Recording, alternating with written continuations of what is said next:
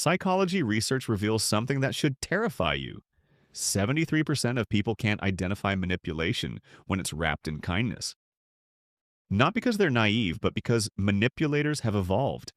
They don't attack your boundaries, they dissolve them. They don't demand compliance, they make you offer it. And here's what nobody tells you: the kindest person in your life might be the one controlling you the most. Not through force, but through a system so subtle you'll defend it even when it's destroying you. By the end of this video, you'll see the exact tactics manipulators use to weaponize kindness. And once you see it, you won't be able to unsee it. Because the most effective control doesn't feel like control at all. It feels like care. The first tactic happens when someone's help comes with invisible strings attached. Tactic 1. Forced helpfulness. This looks like someone who insists on helping you even when you don't need it. They show up uninvited.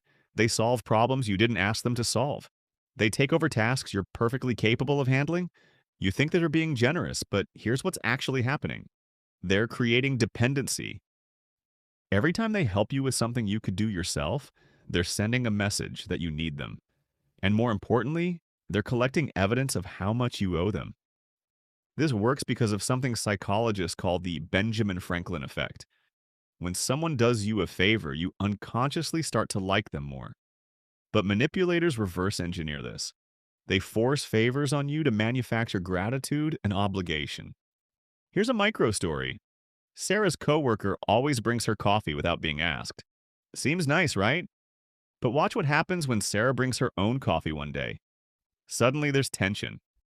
I thought you liked the coffee I bring. The help wasn't about Sarah, it was about control. But this next behavior is never accidental. Tactic 2. Strategic guilt. This is when someone uses their own kindness as a weapon against you. They remind you of everything they've done.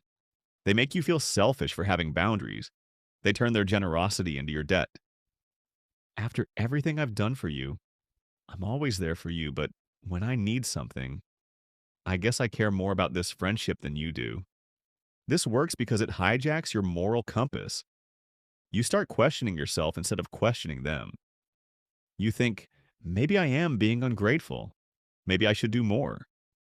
But here's the psychological mechanism.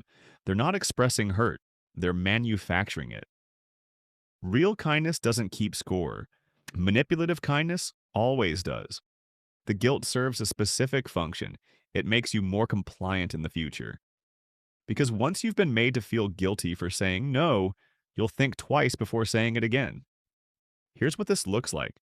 Mark always volunteers to help his friend move, fix things, give rides.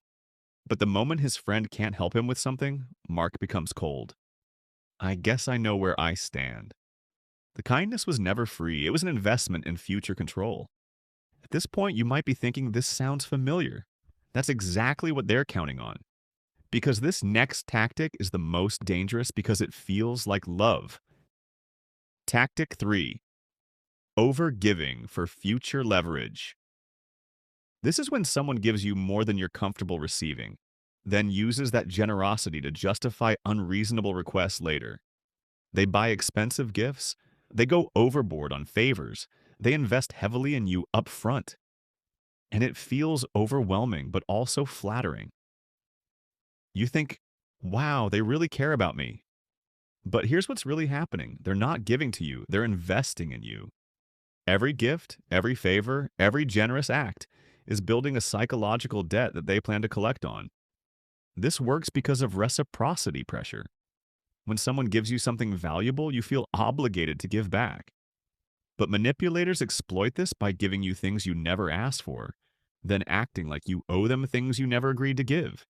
The overgiving creates an imbalance that feels uncomfortable. And the only way to restore balance is to comply with their requests, even when those requests cross your boundaries. Here's the pattern. Lisa's new friend showers her with gifts, takes her to expensive dinners, constantly offers to pay for things. Lisa feels uncomfortable but doesn't want to seem ungrateful. 3 months later, the friend asks Lisa to lie to her husband about where she was last night. When Lisa hesitates, the friend says, "After everything I've done for you, this is how you repay me?" The generosity was never about Lisa. It was about creating leverage, but it gets worse. Tactic 4, emotional mirroring. This is when someone studies your emotional patterns, then reflects them back to you to create artificial intimacy. They share your interests, they adopt your opinions, they mirror your energy, they seem to understand you in a way no one else does. You feel seen, heard, validated. But here's what's actually happening. They're not connecting with you, they're studying you. Every conversation is data collection. Every shared moment is research. This works because humans are wired to trust people who are similar to us.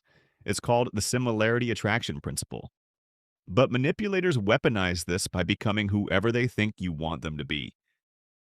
The mirroring serves a specific purpose. It makes you drop your guard. You start sharing more, trusting more, depending more. You think you found someone who truly gets you. But watch what happens when you change or grow. Suddenly they can't mirror you anymore. And that's when you see the real person underneath. Someone who never actually knew you at all. Here's how this plays out. David meets someone who shares all his interests, laughs at all his jokes, agrees with all his opinions. It feels like finding his soulmate. But 6 months later, when David starts developing new interests, his friend becomes critical, dismissive, even hostile. The connection was never real, it was performed. This next behavior requires conscious planning. Tactic 5, protection disguised as dependency. This is the most sophisticated tactic because it makes you feel powerful while actually making you powerless. They come to you with their problems, their fears, their vulnerabilities. They make you feel needed, important, like their protector. You think you're helping someone who depends on you. But here's the reversal. By making you their protector, they've made themselves your responsibility. Every decision you make now has to consider their fragility. Every boundary you set might hurt them. Every choice you make for yourself becomes selfish. This works because it flips the power dynamic without you realizing it. You think you're in control because they need you, but they're actually in control because you can't act without considering their needs first. The dependency is strategic. It's not that they can't handle things. It's that they've trained you to handle things for them. And once you're in that role, leaving feels like abandonment. Here's the pattern. Rachel's friend constantly comes to her with crises, breakdowns, emergencies. Rachel feels important, needed, like a good friend. But slowly, Rachel realizes she can't make plans without checking if her friend is okay. She can't pursue opportunities that might take time away from being available. She can't even be happy when her friend is struggling. The friend's weakness became Rachel's prison. Step back and look at the full system. None of these tactics work alone, they work together. First, they create dependency through forced help. Then they manufacture guilt to make you compliant. They overgive to create debt. They mirror you to create false intimacy. Finally, they make you responsible for their well-being. Each tactic builds on the last. Each one makes the next one more effective. And by the time you see the pattern, you're already trapped in it. This is what psychologists call coercive control. Manipulation that doesn't feel like manipulation because it's wrapped in care. So why don't you see it sooner? Because they've trained you to see their manipulation as your moral obligation. But here's what changes everything. Kindness that controls isn't kindness at all. It's strategy. Real kindness doesn't keep score. It doesn't create debt. It doesn't require you to shrink yourself to receive it. And what makes this even more dangerous is that these tactics almost always begin with behavior society rewards as kindness. That's why most people miss the trap until the control is already emotional. So ask yourself, who in your life fits this pattern? Whose kindness feels heavy? Whose help comes with strings? Whose care makes you feel trapped? Because once you see it, you can't unsee it. And that's when you get your power back.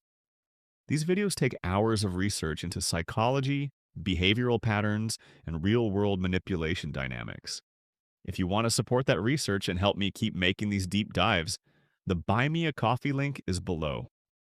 If this opened your eyes to patterns you hadn't noticed before, you need to watch my previous video. 5 things you think are kindness, but they're actually making you a target. Because most people don't realize they're being positioned as victims until it's already cost them years of their life.